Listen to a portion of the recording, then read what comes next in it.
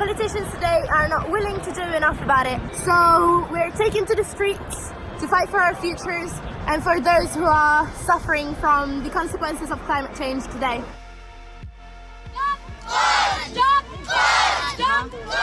Look at the amount of CO2 in our atmosphere.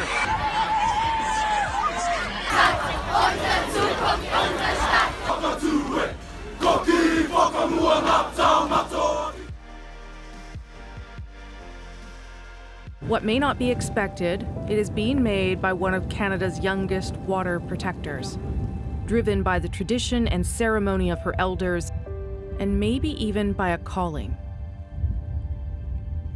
And we've got all these examples in media of some of these really huge ways that young people are working as activists to create change at a national and international level. But it all starts somewhere. Civic engagement means getting informed about the issue, committing to constructive action, and making sure the results benefit not only you, but also your community. And youth can create policy change.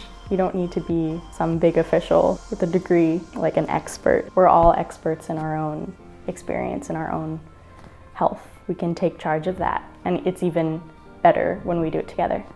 Having a mental health challenge or having good mental health, that responsibility doesn't reside within the individual. It's a product of these different interactions, these different levels within people's communities, within their social contexts. So we're not individually responsible for our own well-being. And so that's really important to remember as we're moving forward as advocates. It takes a collective. It takes working together to address a collective issue and helping to move that responsibility from the individual through to a societal level.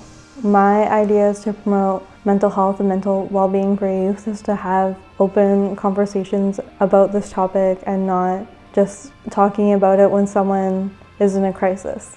Coming together and saying this is what we need and empowering each other to express that. Any kind of change that we want to see, the best way for that to change is to go through our policies and through our government systems, because only then can we make a big impact. So that's where the whole goal of this project is to really let those government officials hear us and our issues concerning mental health. Often the agenda within the political sphere or at a policy level is dictated by adults with a particular idea about what should be happening. And so the agenda as a project allows us to say, wait a second, we want to be part of that agenda and we want our voice reflected. To get on the agenda means to move from more of a passive experiencer of your everyday life to somebody who is driving that experience, and it means power.